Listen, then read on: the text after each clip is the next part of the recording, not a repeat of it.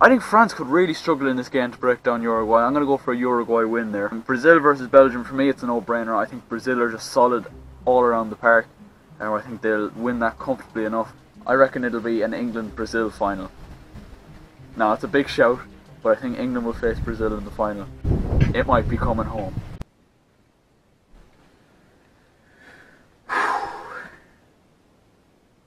I've made a severe and continuous lapse of my judgment. Hello guys, how are you getting on? Now, we are down to the World Cup final then, and certainly a fixture not a lot of people were expecting to see before the tournament started. France were early tournament favourites, obviously, and they will play Croatia in the final in the Luzhniki Stadium in Moscow on Sunday evening. Now, since I was last talking to you, the semi-finals and quarter-finals have both been and gone, so let's have a chat about them. So how did France make it to the semi-finals? Well, they beat Uruguay by 2-0. A fairly comfortable game for them. I actually predicted Uruguay to win this, so one lesson we can take from this, lads, is never ever go with what I predict, because more often than not, it's almost certainly wrong. France won that game 2-0 comfortably enough, it's fair to say. And France, you know, they've got progressively better as the tournament has gone on, and you know, heavy favourites in the final now on Sunday against Croatia. And so, as you've seen from the intro, I also predicted Brazil to face England in the final. Brazil were knocked out in the quarters by Belgium. I think this was the time where the golden generation of Belgian players really did show their class. I think it's the first time we've really seen that with this particular pool of players. Belgium ran out 2-1 winners on the night. An own goal from Fernandinho gave Belgium the lead. They made it 2-0 thanks to a smashing strike by Kevin De Bruyne, and substitute Renato Augusto pulled one back and made it nervy for the Belgians going into the last few minutes. But Belgium progressed to play France in the semi-finals. England beat Sweden 2-0. I mean, fairly clear-cut game, to be honest with you. England just looked so comfortable in that game. Jordan Pickford made, to be fair, a couple of very good saves to keep England in the game at times. But I think the class of players, and you know, you could see there was a clear difference between the two sets of players, and England running out winners in that one to face either Croatia or the host Russia in the semi-final. And it was Croatia, after they beat Russia on penalties. They have a fairly good record of penalties in this tournament. Both sides did, actually, in fairness. Going into this one, obviously Russia beat Spain on penalties in the last 16 as well. But I think Croatia, probably the better side, went through. But I have to say, fair play to Russia, the host nation. Not an awful lot of people expected them to do anywhere well at all in the tournament, let's face it. They had a handy enough group, in fairness, but they did well to come out of it. And then obviously a massive feat against one of the tournament's favourites in Spain, really. No one really expected that. And then, you know, they fought until the very end, got until extra time, got into the penalties. There was 2 goals in extra time after goals from Kramaric and Cheryshev with a very good strike again. He's been very impressive with this World Cup. Made it 1-1 in normal time. Vida made it 2-1 to Croatia, and then Mario Fernandes, Brazil-born Mario Fernandes, got the equaliser for Russia, sent it to penalties, and Ivan Rakitic for the second penalty shootout in a row. Cleanly dispatched it, calmly dispatched it into the bottom corner to send Croatia through to face England. Now, on to the semi-finals then. Belgium versus France. 2 local rivals. Obviously there's a lot in this game. You look at Thierry Henry as well, obviously France legend.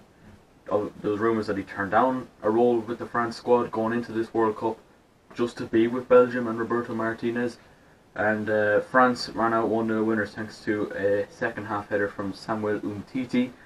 I think France, again, their class showed. I think they've been very solid defensively, and I think Croatia would struggle to break them down in the final. But I think Belgium were very impressive in this World Cup. I think they probably dominated probably 2/3 of the game. I think they had like 60% possession, Belgium as well. So I think they were a little bit unlucky, but I think France just had that little bit more experience and were able to put away their chances when it came to them. Let's move on to England then. I'll say this before I do start talking about England. I had no problem with this England squad going into this game. Not into this game, but certainly throughout the whole tournament. I've had no problem with England. I think they've played probably the best style of football out of a lot of the top nations. I think, you know, they've been very exciting to watch. The likes of Lingard and Kane, you know, they've had good tournaments. Jordan Pickford in goal has been terrific. Harry Maguire at the back have been very impressive as well. The two wing backs, Ashley Young and Trippier, have both done very well as well. But then England went full England. And what I mean by that is they got too big for their boots. They got too cocky, underestimated Croatia going into this game. And really, this Croatia team was very much there for the taking in the first half. Like, England easily could have been 2 or 3 up at half time. Fact. They did lead very early on thanks to a 5th minute free kick from Kieran Trippier. But England had many, many more chances. Harry Kane missed a one-on-one, something you don't really see very often. And, you know, a few more chances in and around the penalty area as well. But England couldn't finish. 1-0 at half time. And I always did think that this Croatia side has a bit of fight in them. We've seen them come through 120 minutes against Russia, 120 minutes against Denmark as well. It's obviously got all the way to penalties. They have that team spirit to get through. And I always thought as long as the score was 1-0, England would still be in a little bit of trouble. I felt that they needed to get that second goal. And, you know, they just couldn't do it. And to be honest, in the second half, on paper you would have said Croatia would have been the fatigued side, but they only thrived in the second half, and hence England actually looked more fatigued. And yeah, they pulled it back. Ivan Perisic. Now people are calling this goal a controversial goal, the goal by Ivan Perisic. They're saying, well, you know, it's a high boot. If that happens anywhere else in the pitch, you know, it's a free kick or whatever. But I don't know. To be honest, it's a tough one for me. He jumps across Kyle Walker. For me, Kyle Walker kind of goes down to head it as if a diving header, so he nearly comes and meets Perisic's boot anyway. He's on the way down, so I think it would have been harsh, but if you were English, you're obviously calling for that. Perisic then equalised, and it stayed that way all the way through to extra time. Mario Mandzukic with a second half extra time winner for Croatia, and England were left to absolutely rue their missed chances by, you know, in the cruelest way possible, really. Now, I just want to point out something that really pissed me off that I seen this morning. Obviously, I didn't see this at the time when I was watching it last night, but I'll try and put in the clip now. As you can see here, right, Croatia are down in the far corner celebrating. What do England do? What? They play on. They actually play on and try to score while Croatia were still celebrating. How scummy is that? Like, Panama did this in the group stage, and England were taking the piss out of them, laughing at them. But how hypocritical is it now, when they were shitting themselves and struggling, that they went and actually tried this scummy stunt themselves? Horrendous. Horrendous, really. I think England deserve great credit for where they've gotten to. I think you do have to look at their side of the draw, though. It was very poor. Like, very poor. People were calling it a masterstroke from Gareth Southgate to get onto that side of the draw in the first place by losing to Belgium in the final group game. I don't know.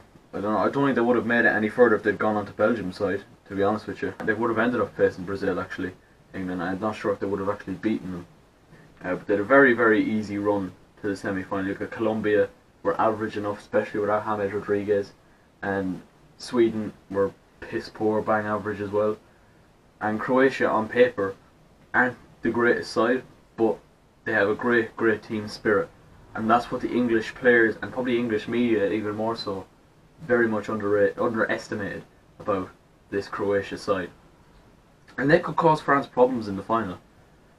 But anyway, I think Gareth Southgate has done a fantastic job, but I will have to criticise him leading up to the game to Croatia, saying, "Oh, this could be bigger than 66." You're in the semi-final. You're in the semi-final. You haven't even got to the final yet. Never mind winning the final. This could be bigger than 66. I think that kind of cockiness probably transferred down to the players, and they underestimated the Croatia team as well. I would say the right team has gone through. I think over the 120 minutes, Croatia were the better side. England easily, though, could have put them away in that first 45 minutes, and they didn't. Harry Kane forgot his shooting boots. But so we have our final. Not one that many people will have been expecting. France versus Croatia. How do I think it's going to go? I think France will win. But as we all know, ladies and gentlemen, you can never trust an Aaron Kelly prediction because you will always be built up to be let down again. So, you know, don't go by what I say by any means. I think France just have too much in the locker. Mbappe has just got better and better as this competition has gone on. You know that even Giroud, he hasn't scored, but he's worked very hard for the team. Griezmann has come into it more as well. Pogba and Kante and Matuidi in midfield have all been fantastic as well. And the most important thing, they've been very solid at the back with the likes of Varane, Umtiti, Pavard, Hernandez. They've all been very good. And Lloris in goal, of course, is a solid pair of hands. He made a fantastic save by Alderweireld, by the way, in the semi-final against Belgium. But I predict France to win 2-0. Is going to be my prediction. So I will be interested to see what you guys have to say about the final. Who do you think is going to win it? But as an Irishman, and as the rest of the world, I think, can reflect and probably celebrate the fact that England have been knocked out and football is not coming home. The meme is officially dead. We can all rejoice. So that is where I'm going to wrap up this video, lads. Make sure you do leave a like if you have enjoyed. Do comment down below your predictions. I am very, very interested to see what people are thinking, how people are thinking this final is going to go. It's very intriguing. It should be good. I'm looking forward to it. Also subscribe if you're new with your notifications on. We literally need like 7 subscribers to get to the 100 mark. So please, please, please, any support would be much appreciated. I know I keep harping on about it, but it would mean a massive amount to me. So yeah, subscribe if you're new, notifications on, and I will catch you later. Hands up for your colours.